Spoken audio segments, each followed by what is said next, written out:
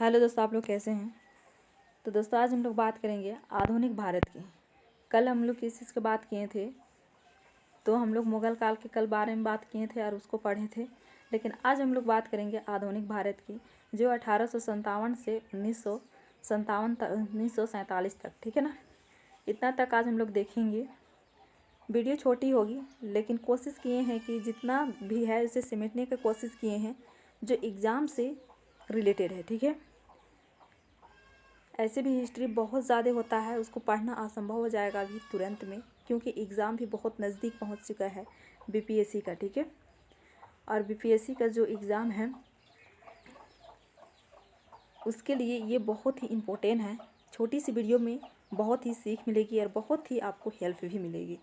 तो चलिए स्टार्ट करते हैं। स्टार्ट करने से पहले दोस्तों, इस चैनल को सब्सक्राइब नहीं किए तो चैनल को सब्सक्राइब कर लीजिए, ऐसा वीडियो हमेशा आते रहेगा। और पीडीएफ के लिए आप लोग टेलीग्राम ज्वाइनिंग कर लीजिए, लर्न फिज़ा एकेडमिक, वहाँ पर आपको पीडीएफ भी मिल जाएगी। जितना भी यहाँ पर क्लास होगी वो पीडीएफ वहाँ पर मिल जाएगी, क्लास के बाद पीडीएफ मिल जाएगी, ठीक है। तो चलिए स्टार्ट करते हैं। स्टार्ट करने से फिर से कह रहे हैं कि चैनल को सब्सक्राइब कर लीजिएगा। तो हम लोग किस चीज़ को जानेंगे, तो 1857 का विद्रोह के बारे में जानेंगे। नर्मपंथी उदारवादी चरण, इसको जानेंगे। गर्मपंथी के बारे में जानेंगे, गांधी युग के बारे में जानेंगे, ठीक है। तो चलिए स्टार्ट करते हैं दोस्तों। यहाँ देखिए 1857 का विद्रोह दोस्तों, मुगल काल में जहांगीर के समय में अंग्रेज़ भारत आने लगे थे। किसके समय काल में, तो मुगल काल में ही, जहांगीर के समय में ही अंग्रेज़ क्या कर रहे थे, भारत में आने लगे थे। और धीरे धीरे करके अंग्रेज़ों ने पूरे भारत पर कब्जा कर लिया। क्या किया, धीरे धीरे करके अंग्रेज़ों ने पूरे भारत पर कब्जा किया। 1856 में अंग्रेज़ सरकार ने पुरानी लोहे वाली बंदूक को बंद कर दिया और उसकी जगह में इनफैल्ड रॉयल बंदूक लेकर आए। अब ये क्या था, तो ये है वो बंदूक दोस्तों, ठीक है, जहाँ से विद्रोह शुरू हुआ। ये क्या था, तो ये गाय और सुअर का चर्बी था, उसका यहाँ पर दांत से खोलना था और उसमें गाय और चर्बी का चर्बी लगा हुआ था, गाय का चर्बी और सुअर का चर्बी लगा हुआ था।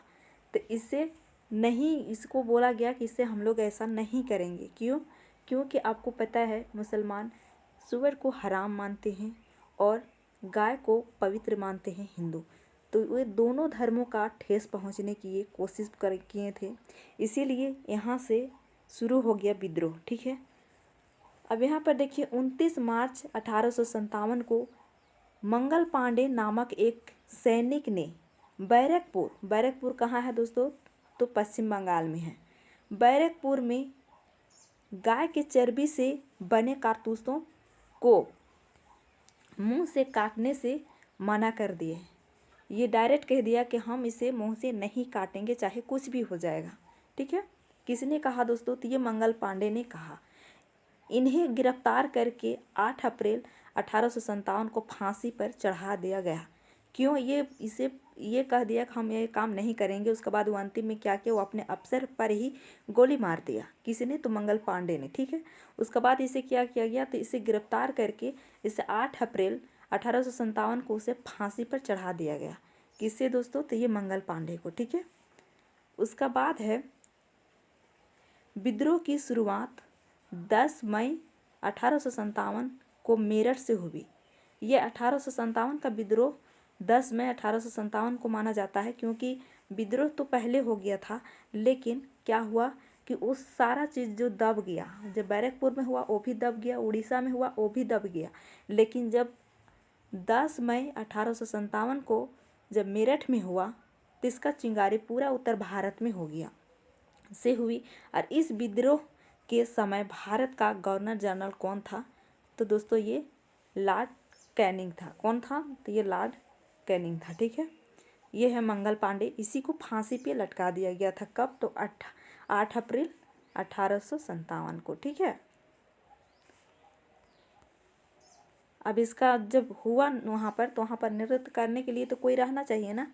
तो फिर यहाँ पर नृत्य करने वाला कौन था, तो विद्रोह का नेतृत्व किसने किया था, कहाँ कहाँ से किया था, तो देखिए यहाँ पर दिल्ली से कौन किया था, तो बहादुर शाह जफर किया था। उसके बाद कानपुर से नाना साहब किया था। लखनऊ से बेगम हजरत महल ने की थी, और झांसी से रानी लक्ष्मीबाई ने की थी, और जगदीशपुर से कौन किए थे तो ये कुंवर सिंह किए थे, और बरेली से खान बहादुर खां किए थे। आप देख सकते हैं ये कर्क रेखा है, कर्क रेखा से जो ऊपर है जो बिंदु बिंदु देख रहे हैं यहाँ पर पूरा में फैल गया था विद्रोह, ठीक है, पूरा न फैल गया था। और इसमें नेतृत्व करने वाला कौन थे तो आप देख सकते हैं यहाँ पर, ये इम्पोर्टेंट है, इसी से क्वेश्चन अगर पूछेगा इसका बारे में तो पूछेगा, इन्हीं के अंदर से पूछेगा, जो हर एग्जाम में पूछता है, तो बीपीएससी में क्यों नहीं पूछेगा, इसी से अगर पूछना होगा तो पूछेगा, ठीक है, तो याद रखेंगे, ठीक है। और ये जगदीशपुर कहाँ है दोस्तों, तो ये आरा, आप जानते हैं आरा बिहार में ही है, ठीक है, तो वहीं का है, ठीक है, तो यहाँ से अगर पूछेगा तो यही वाला पूछ देगा, कोई गारंटी नहीं है, ठीक है, इसीलिए याद कर लेंगे, ठीक है। आप यहाँ पर चित्र में देख सकते हैं कि इधर जो गोल गोल दिख रहा है वहाँ पर सबसे ज़्यादा उत्तर भारत में क्या हुआ था, विद्रोह फैल गया था, ठीक है, और वहाँ से नेतृत्व करने वाला कौन थे तो ये आप देख सकते हैं, ठीक है। अब आगे चलते हैं। अब यहाँ पर देखिए नर्मपंथी और उदारवादी चरण 1885 से 1905। अब यहाँ पर देखिए 1885 कांग्रेस की स्थापना मुंबई में की गई। कहाँ की गई तो मुंबई में की गई। संस्थापक A.O. ह्यूमन। गवर्नर कौन था तो गवर्नर जनरल लॉर्ड डफरिन। कौन था तो लॉर्ड डफरिन था। इसका पहला अधिवेशन मुंबई। अध्यक्षता कौन था तो ब्योम केश चंद्र बनर्जी। 72 प्रतिनिधियों ने भाग लिया था। कितने तो 72 प्रतिनिधियों ने भाग लिया था दोस्तों। उसका बाद है कि इसी दौरान कुछ वर्ष बाद भारत और अफगानिस्तान के बीच सीमा खींचा गया। वो क्या सीमा का नाम था तो ड्यूरेंड रेखा। याद रखेंगे दोस्तों, ड्यूरेंड रेखा। निर्धन हुआ गवर्नर जनरल लॉर्ड लैंसडाउन। उसके बाद यहाँ पर देखिए 1887 से 91 तक। 1887 में दादा भाई नौरोजी ने इंग्लैंड में भारत सुधार समिति की स्थापना की थी। क्या चीज़ का स्थापना की थी दादा भाई नौरोजी ने तो भारत सुधार समिति की स्थापना की थी। इसके बाद ब्रिटिश सरकार का रुख कांग्रेस के प्रति कठोर होता चला गया। किसके प्रति तो कांग्रेस के प्रति कठोर होता चला गया। किससे तो ये ब्रिटिश का, ठीक है। कांग्रेस के पहले मुस्लिम अध्यक्ष कौन थे तो बदरुद्दीन तायब थे। कांग्रेस के पहले अंग्रेज अध्यक्ष कौन थे तो जॉर्ज यूल थे। कौन थे तो जॉर्ज यूल थे। याद रखेंगे कांग्रेस के पहले मुस्लिम अध्यक्ष कौन थे तो बदरुद्दीन तायब थे, और कांग्रेस के पहले अंग्रेज अध्यक्ष कौन थे तो जॉर्ज यूल थे। नेक्स्ट है 1892। दादा भाई नौरोजी ने इंग्लैंड के फिंसवीर नामक स्थान से संसद का चुनाव लड़ा और इंग्लैंड के संसद पहुंचने वाले पहले भारतीय बने। कौन तो दादा भाई नौरोजी। कब दोस्तों तो 1892 में, ठीक है। उदारवादी नेता। अब उदारवादी नेता कौन कौन थे तो चलिए देख लेते हैं, ठीक है। दादा भाई नौरोजी थे, गोविंद रनाडे थे, गोपाल कृष्ण गोखले थे, मदन मोहन मालवीय थे। कितने 1 2 3 4, ठीक है। अब यहाँ पर उग्रवादी नेता, ठीक है। अब उग्रवादी नेता कौन कौन थे जो गरम पंथ और नरम पंथ जो हम लोग देखे पहले में वही है, ठीक है। अब यहाँ पर देखिए उग्रवादी नेता लाला लाजपत राय, बाल गंगाधर तिलक, बिपिन चंद्र पाल और अरविंद घोष, ठीक है। याद रखेंगे इसको दोस्तों, ठीक है।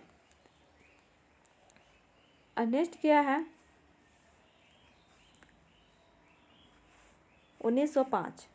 1905 में क्या हुआ कि बंगाल में बढ़ते राष्ट्रवाद को देखते हुए 20 जुलाई 1905 को बंगाल के गवर्नर लॉर्ड कर्जन ने बंगाल के विभाजन की घोषणा कर दी। क्या कर दी तो बंगाल, जब बोला जाएगा कि बंगाल के विभाजन के समय वहाँ पर गवर्नर जनरल कौन था तो दोस्तों ये लॉर्ड कर्जन था, ठीक है। लॉर्ड कर्जन था। और ये किस लिए विभाजन करना चाहा तो बंगाल के जो बढ़ते राष्ट्रवाद को देखते हुए वो क्या कर दिया और घोषणा कर दिया कि बंगाल को अब विभाजन कर देना है। ठीक है।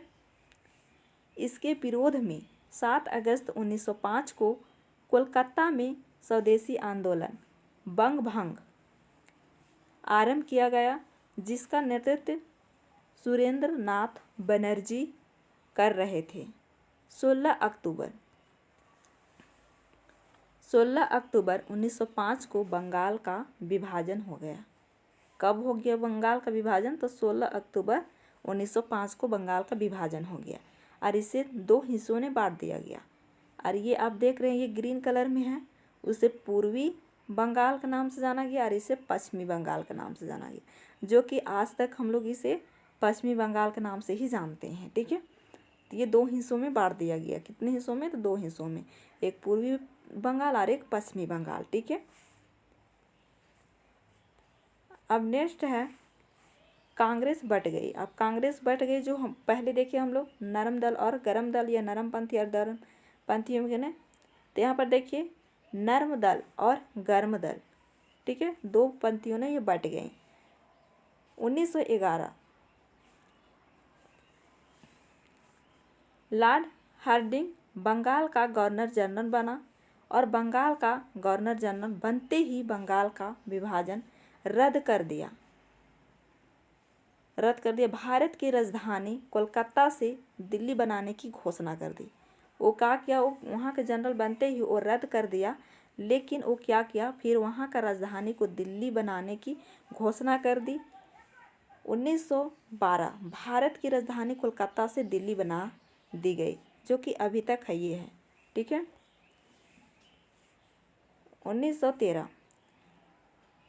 लाला हरदयाल ने सैन फ्रांसिस्को में गदर पार्टी का स्थापना की।